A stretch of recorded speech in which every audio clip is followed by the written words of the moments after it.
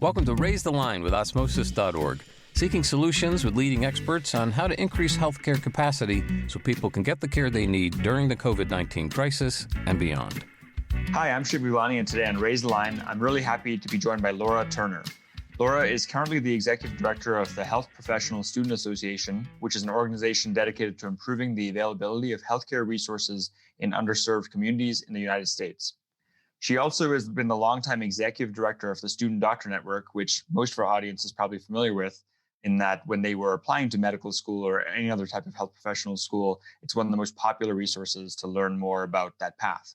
We have, at Osmosis, have worked with SDN to create several videos on the process of applying to medical school as well. And so with that, Laura, thanks so much for taking the time to be with us today. Well, thank you for having me. I'm really excited to be here and talk a little bit about Student Doctor Network and what Health Professional Student Association is doing. So yeah, with that, I'd love to hear more about your background. You know, obviously you've been at the head of SDN for some years, but for our audience, this is probably the first time they're meeting the person who runs SDN. So would love to hear more about what got you into this career. Sure. So my background is in software development. I worked almost all my career in various companies doing different software development tasks, not really from the programming side of things, but really more of the product management, project management side, trying to come up with solutions for problems using systems or software. So I've worked at a financial services company and I worked at a ticketing company, a number of different places. And then I had the opportunity about 10 years ago to join Student Doctor Network and try and work on some of the systems and come up with solutions to help folks who were in their processes of trying to apply to health professional schools. So medical school, dental school, veterinary school, optometry school, all those different areas. So a lot has changed over the last decade, as I'm sure you guys have experienced. And even before we get into COVID, would love to hear any of the opportunities and challenges that you have faced while leading SDN over the past decade. Well, I think there's been a lot of change. SDN is over 20 years old now. So when it was originally founded 20 years ago, there wasn't a lot of information available on the internet to guide people as they were applying to medical school or dental school. There weren't really websites like the AAMC has now that kind of walk you through the whole process. And it was designed to create a clearinghouse of information. So especially for folks who either didn't have any advising resources at their school, or for non-traditional students who are coming at it later in life and no longer had access to college advising. So that was the original genesis of it. And the forums were originally created kind of as a sideline. It wasn't planned to be the main part of the website. It was just a community that was being created to help people out and let people interact and talk about their experiences. But it ended up becoming the main thing that people associate Student Doctor Network with, is the forums and the discussions that are there. So it's been interesting. I mean, obviously the internet has changed somewhat over 20 years. There's a lot more information out there. It's a little different now too with social media, and there's lots of other sources of information as well. But we still offer the community, and we also have continued to expand resources available for students who are trying to get through their process of getting into school and getting through school. So, yeah, I mean, it's remarkable how big of a community it has become, and even with all this other information available, people still go to SDN quite a bit. Do you mind sharing whatever you can share in terms of like size of the community, number of posts, and any metrics you can give to us to give a sense to our audience of how impactful SDN has been? Sure. Well, over the years, we've had hundreds of thousands of people who've joined the site and have been members of the site. Usually people use it for a season, that season of their lives when they're in the application process. And there are literally millions of posts. I think if we haven't cleared 20 million, I think there's almost 20 million and somewhere around 1 million threads, 2 million threads. So there's just a huge number of different posts and threads out there. And the community is very large and still very active. People are on the site day and night, talking about their different admissions questions and what life is like as a medical student, all that stuff. So, One thing we've realized at Osmosis over the past decade, and I mean the AAMC's come out and share this information as well, is that every year there have been new medical and other health professional schools that have started, new cohorts have been added, the class sizes have been expanded. So that's been growing because of the upcoming shortages that have been projected for decades in nursing and dentistry and medicine as well. Obviously, COVID has exacerbated some of that, and we'll get into that in a second. But I know one of the major focuses of HPSA is to improve the diversity of the healthcare workforce. So I'd love to hear your commentary on how, if those trends have been keeping up, how do we raise the line, as we call it, and increase healthcare capacity as well? Yeah, that's a great question. I think that one of the things that we are really passionate about at HIPSA is increasing access to healthcare admissions for all students. So like you mentioned, there's all these new schools opening up, but if you look at the numbers over the past 15 years or so, there's not been any movement in the number of Black students and the number of Hispanic students who are getting admitted. It's really been very flat. And we see that the outcomes that we're seeing with COVID in particular is very stark, that Black and Latinx communities are getting hit much harder by this. And a lot of that's because they are more likely to be living in a health professional shortage area. So they're more likely to be living somewhere that doesn't have access to healthcare. And so then you ask the question, well, how do you get more providers to come into a health professional shortage area, whether that's in an urban inner city area or a rural area? And if you look at the data, there's been numerous studies done showing that if someone is from that area, they're much more likely to return to it. So if you're from a rural area, you're much more likely to go back and want to practice in a rural area. And so we want to do what we can to drive more students who come from those backgrounds into healthcare professions and help them through that process. You also see a lot of students who are from higher means families, wealthier families are able to get through the admissions process just because it's gotten so competitive and difficult. And that makes it more challenging, I think, for folks from more modest backgrounds to get through the admissions process. That's a really interesting and relevant point. We've had two previous guests, at least on this podcast, who've talked about, learning in place and how are you able to recruit students who then stay in that community which they came. One is the dean of NYIT, Dr. Jerry Ballantyne, who New York Institute of Technology actually created a campus in Arkansas just to recruit people from that state. And actually students from New York and New Jersey can't even apply to the Arkansas campus because their data shows that, they're more likely to go train in Arkansas and then return to New York or New Jersey, where there's already quite a few health professionals relative to the per capita basis there. And then another one is AT Still University out in Arizona that has a really interesting partnership with community health centers, where that's where they do their rotations as third and fourth year medical students, as they go to the community health centers. And many of them wind up going into family medicine and other primary care fields and staying in those communities where they did their rotations.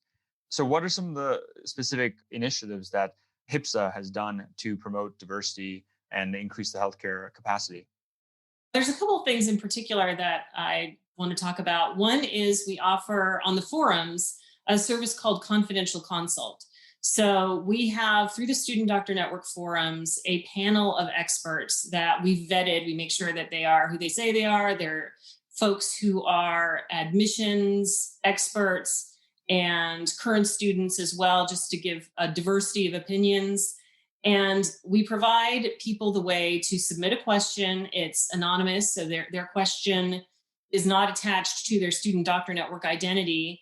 And then it gets answered by this panel of experts. And the idea being that it provides folks who wouldn't otherwise have access to advising services to be able to get one-on-one answers to their questions.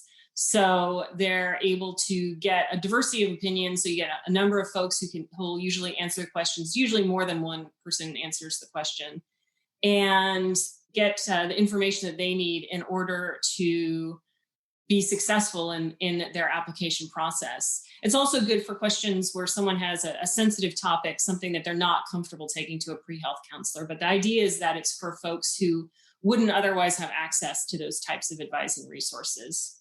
So that's one initiative that we have. Another one that we have is our admissions guide series. And we have 3 of those available right now. It's how to get into dental school, how to get into physical therapy school, and how to get into occupational therapy school. And we have our how to get into optometry school is going to be released later this month.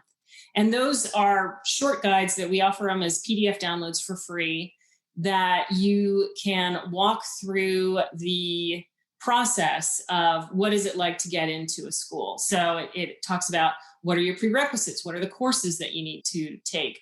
What are the tests that are used for the admission process? What is the interview process like? And it also has a little breakdown on each school. It has a little information like this is more of a rural school, or this is a school that has a lot of clinics available, things like that.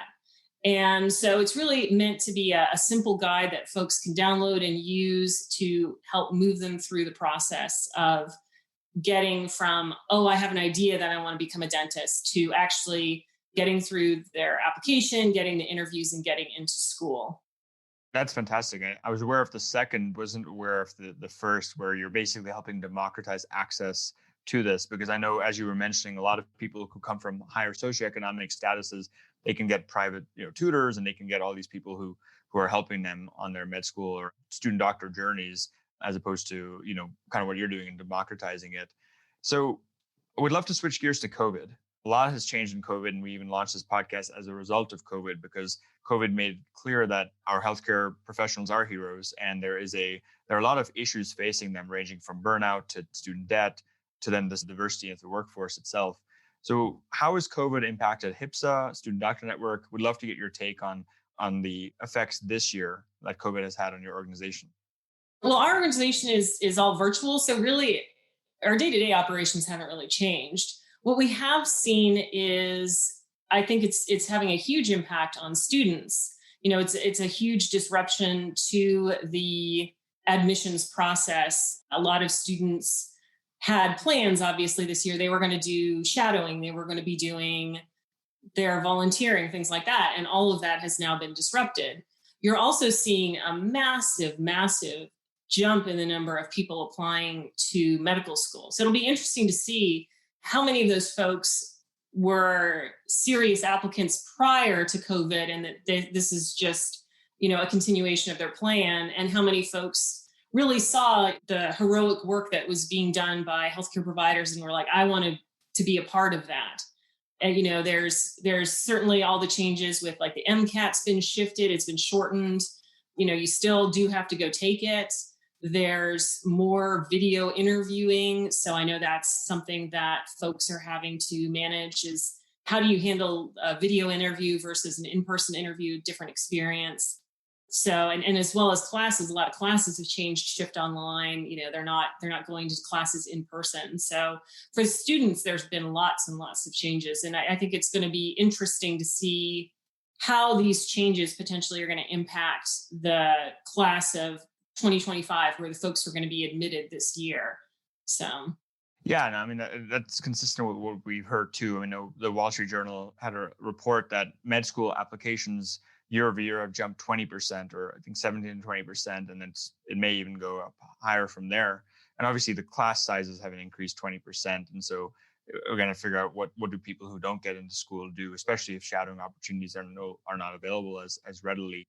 How do you at SDN or HIPSA pick the different fields where you focus, right? Like, how'd you pick optometry versus, physical therapy and dentistry and medicine? Because there's so many healthcare careers, and, you're probably as familiar with the stats as I am, that of the 20 fastest growing professions in the US, 12 of them are in healthcare, and probably post-COVID, even more of them will be in healthcare. So I'd love to hear how you think about that universe of health professionals, where they aren't all becoming, student doctors or MDs.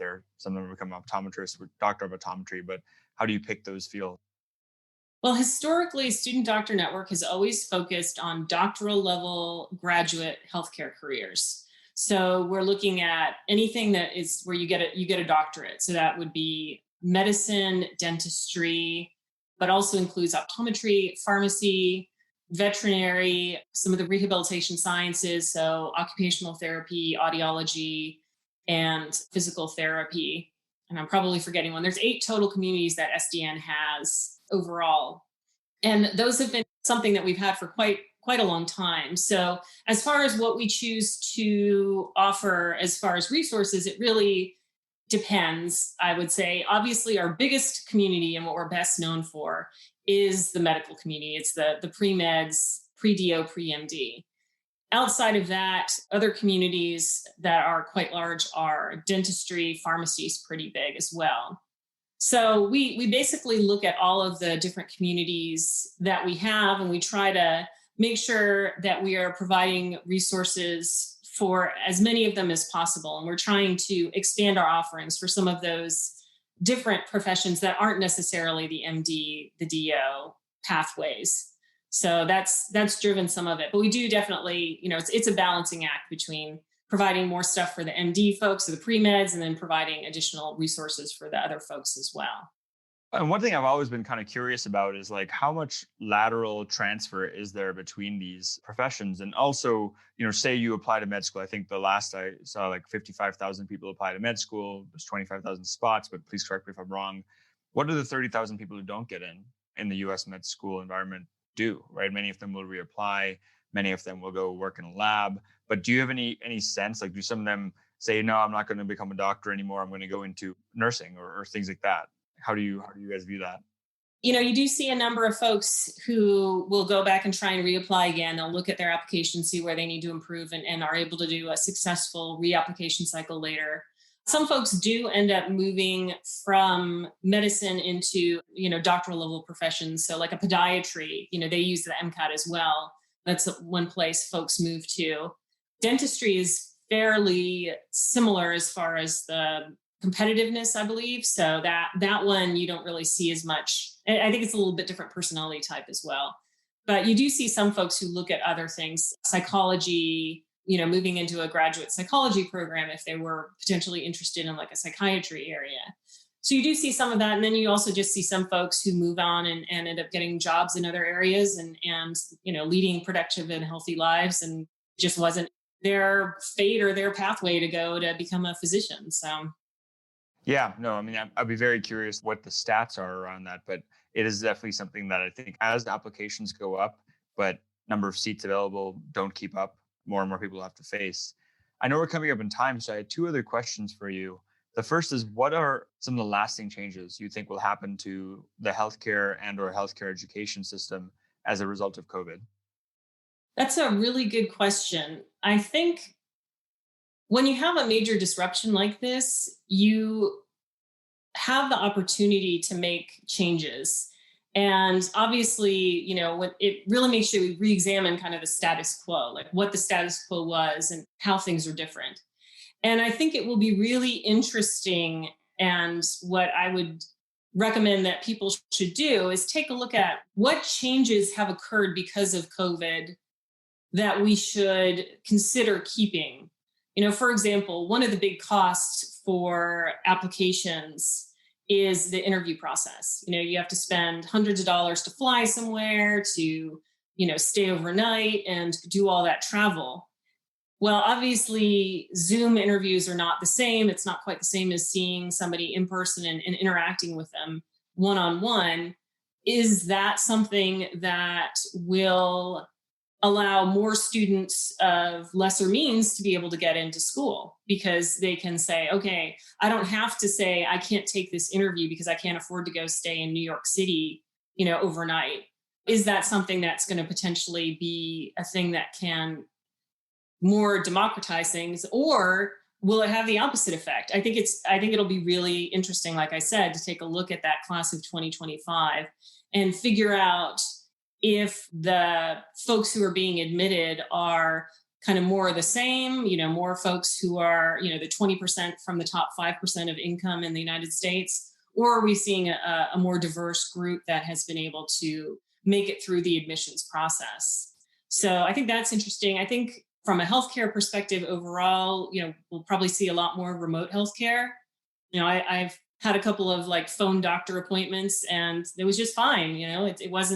It was effective. So obviously there's still a need for in-person healthcare, but will we see more remote healthcare, that taking off and doing more?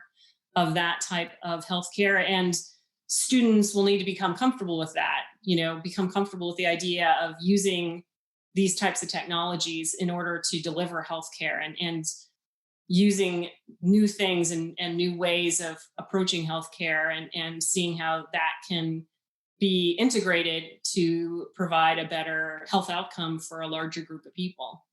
So I think it'll be really interesting, and that I would encourage everyone who is out there to take a look at what's changed because of this, and what do you want to take with you, and what should we take into the future with it.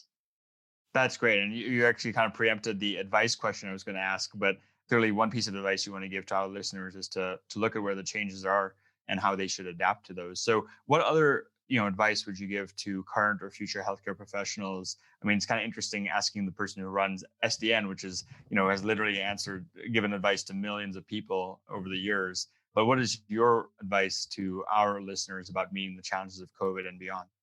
I would say that students should try and retain the flexibility they've had to have to be successful during these times of COVID, and keep that with them as they move forward. The future is not going to stop having changes and challenges and things rolling at you. And the more you can kind of roll with the changes and be flexible, the more successful you're going to be in your medical career, your healthcare career. That's excellent advice. I mean, my mom always used to tell me that change is the only thing constant. And clearly that's something that rings true this year, especially. So yeah. With that, Laura, thanks so much for taking the time to be with us today and all the work you do for both Student Doctor Network and HPSA. Great. Well, thank you again for having me and for giving me the opportunity to talk about HPSA and Student Doctor Network. I'm obviously real passionate about it, so I always appreciate the opportunity to share all the work that we're doing. Likewise, and we have a lot of alignment between our two organizations, so thank you again. And with that, I'm Shiv Gulani. Thank you to our audience for checking out today's show, and remember to do your part to flatten the curve and raise the line, since we're all in this together. Take care.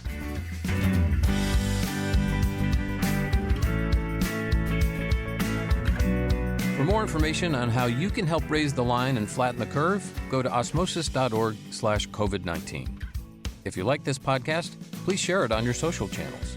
You can also subscribe to the series and check out all of our podcasts at osmosis.org/raisethelinepodcast.